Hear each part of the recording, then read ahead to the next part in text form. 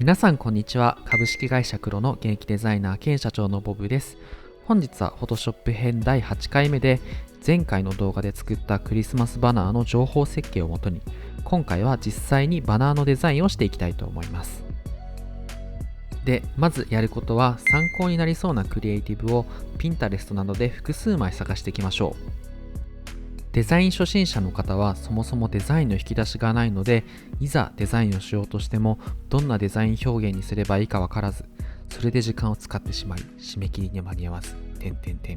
みたいなことが起こるので、まずは参考になりそうなクリエイティブを 2,3 個選んで、それぞれのクリエイティブのデザイン表現で良さそうなところを混ぜながらクリエイティブを作成するといいと思います。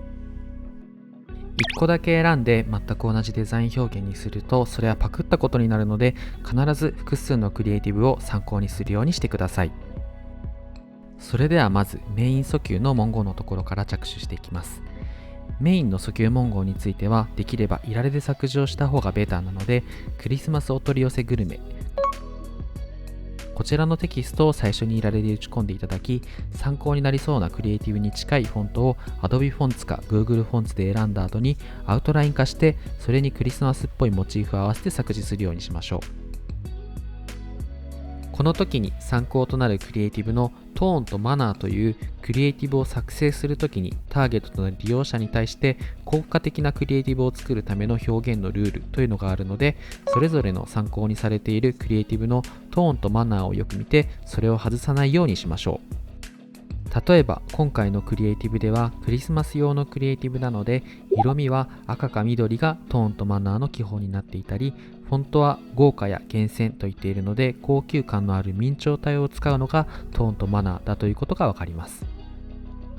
デザインをしている人はよくトンマナというふうに略していることがあるので、このトンマナがなんか違うと言われたらデザイン表現が合っていないんだなというふうに理解してください。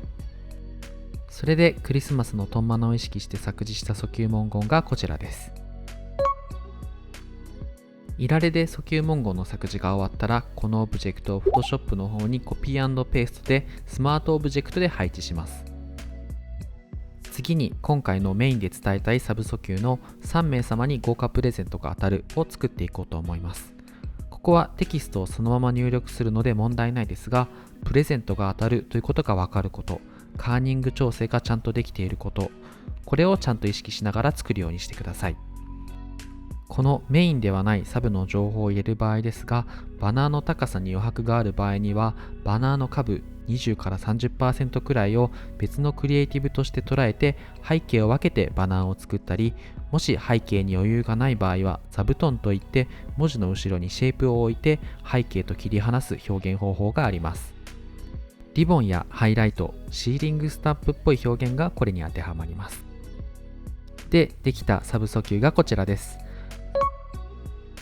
タイトルよりもサブ訴求の3名様に豪華プレゼントが当たるが大きくなるように配置しました。もちろん Twitter 施策なのでフォロー&リツイートのテキストも入れてあります。あと、この時に何のサービスが出しているキャンペーンなのかがわかるようにサービスのロゴも配置するといいです。で、次は今回のクリエイティブのユーザーフックとなるクリスマス料理の配置をしていこうと思います。画像のモチーフが切れていない場合、Photoshop 番外編でやった画像の切り抜きを使うと、写真を切り抜いて自由に配置することができます。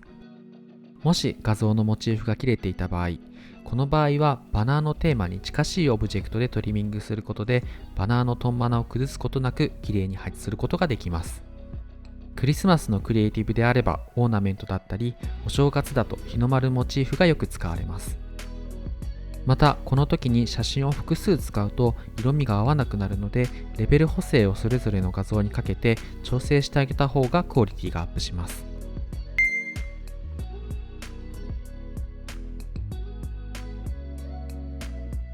で、最後に背景ですが、今回はクリスマスなので赤い背景に雪のモチーフを配置して背景を作成してみました。この雪のモチーフは Photoshop のブラシウィンドウからブラシ先端のシェイプの間隔を大きくするのと、シェイプのサイズのジッターの幅を調整するのと、サンプの数値を大きくすると楽に雪のテクスチャーを作ることができます。